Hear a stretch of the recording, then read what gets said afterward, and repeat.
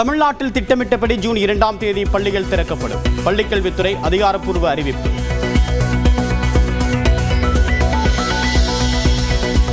இந்தியாவில் ஒரே வாரத்தில் கொரோனா தொற்று 4 மடங்காக அதிகரிப்பு. தமிழ்நாட்டில் தொற்று பரவலை தடுக்க மாவட்ட ஆட்சியர்களுக்கு பொது சுகாதாரத்துறை இயக்குநர் அறிவுரை. தமிழ்நாட்டில் 6 மாநிலங்களவை இடங்களுக்கு ஜூன் 19ஆம் தேதி தேர்தல். திமுக கூட்டணி சார்பில் ஜூன் 2ஆம் தேதி கமல்ஹாசன் வேட்புமனு தாக்கல் செய்ய வாய்ப்பு.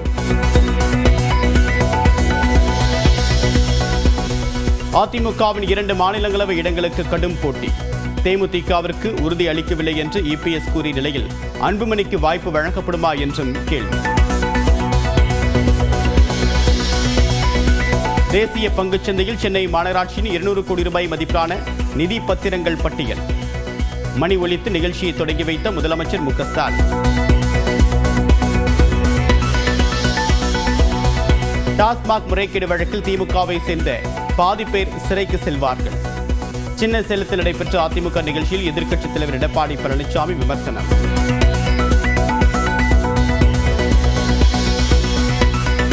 கடைகளில் தமிழில் பெயர் பலகை வைக்க அவகாசம் வழங்குவது குறித்து பரிசீலிக்க வேண்டும். மே 30ஆம் தேதியுடன் அவகாசம் நிறைவடையக்கூடிய நிலையில் சென்னை மாநகராட்சிக்கு உயர்நீதிமன்றம் உத்தரவு.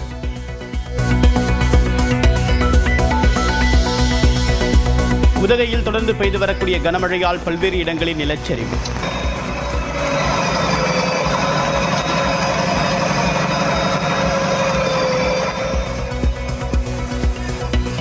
சுற்றுலா தலங்கள் இன்று மூடப்படுவதாக மாவட்ட நிர்வாகம் அறிவிப்பு.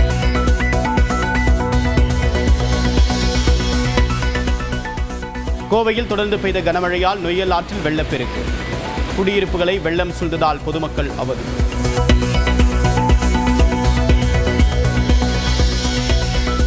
கோவை மற்றும் நீலகிரியில் இன்று மிக கனமழைக்கு வாய்ப்பு. திருப்பூர், திண்டுக்கல், தேனி, தென்காசி, நெல்லை, கன்னியாகுமரி அடைகிறது. இதுவரை 2,15,809 பேர் விண்ணப்பம். பொதுத் தேர்வில் சிறப்பான மதிப்பெண் எடுத்தவர்களுக்கு வரக்கூடிய 30ஆம் தேதி பரிசீலிக்கக்கூடிய தமிழக வெற்றிக் கழகத்தின் தலைவர் விஜய் முதற்கட்டமாக 88 சட்டமன்ற தொகுதிகளை சேர்ந்த மாணவ மாணவிகளுக்கு அழைப்பு. சென்னை திருவான்மியூரில் SBI ATMில் நூதன கொள்ளை. கருப்பு அட்டை ஒட்டி பணத்தை வெளிவர விடாமல் தடுத்து கொள்ளையடித்த 3 பேர் கைது. கன்னியாகுமரியில் கடன் பெற்ற தொழிலதிபர் விபத்தில் இறந்த நிலையில் வீடு மற்றும் கடை ஜப்தி. குழந்தைகளுடன் குடும்பத்தினரை குண்டுக்கட்டாக வெளியேற்றி கொடூரம்.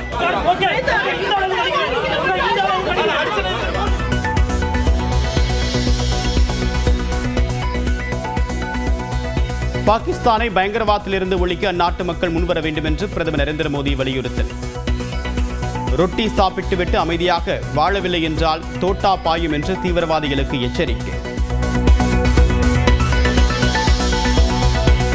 பிரான்ஸ் அதிபர் மேக்ரானின் மனைவி அவரை கன்னத்தில் அறைவதை போன்று வெளியான வீடியோ.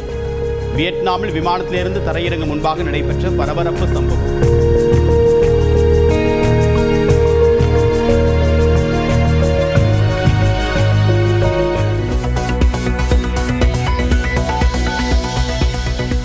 தமிழ்நாட்டில் குட்கா, பான் மசாலாவிற்கு தடை நீட்டிப்பு. மேலும் ஓராண்டுக்கு விற்பனை செய்யக்கூடாது என்று அரசு உத்தரவு.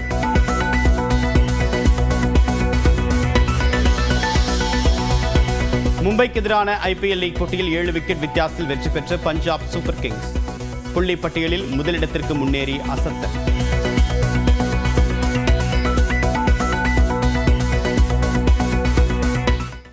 இந்தியாவில் ஒரே வாரத்தில் கொரோனா தொற்று 4 மடங்காக அதிகரித்துள்ளது.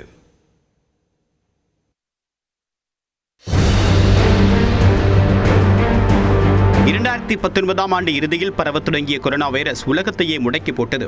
லட்சக்கணக்கான உயிரிழப்புகள், கோடிக்கணக்கில் பொருளாதார இழப்புகள் என்று ஒட்டுமொத்த உலகமே ஸ்தம்பித்தது. இந்த பாதிப்புகளிலிருந்து மக்கள் மீண்டு வந்த நிலையில் மீண்டும் அச்சுறுத்துகிறது கொரோனா. நிலையில் கொரோனா உருவானதாக கூறப்படக்கூடிய சீனாவில் அதன் தாக்கம் தற்போது அதிகரிக்க தொடங்கியுள்ளது. சிங்கப்பூர், ஜப்பான் உள்ளிட்ட நாடுகளிலும் தொற்று உயர்ந்து வருகிறது. இந்தியாவிலும் கேரளா, மகாராஷ்டிரா உள்ளிட்ட பல்வேறு மாநிலங்களில் கொரோனா பாதிப்பு அதிகரித்து வருகிறது. நாடு முழுவதும் தற்போது கொரோனா பாதிப்பால் 1010 பேர் சிகிச்சையில் இருப்பதாக மத்திய சுகாதார சுகாதாரத்துறை தெரிவித்துள்ளது. அதில் 752 பேருக்கு அண்மையில் தொற்று உறுதியாகியுள்ளது. குறிப்பாக ஒரே வாரத்தில் பாதிப்பு 4 மடங்கு அதிகரித்துள்ளது. நாட்டிலேயே அதிகபட்சமாக கேரளாவில் 430 பேர் தொற்று பாதிப்பால் சிகிச்சை பெற்று வருகின்றனர். மகாராஷ்டிராவில் 210 பேரும், டெல்லியில் 104 பேரும், தமிழ்நாட்டில் 69 பேரும் சிகிச்சை பெற்று வருவதாகவும் மத்திய சுகாதாரத்துறை கூறியுள்ளது.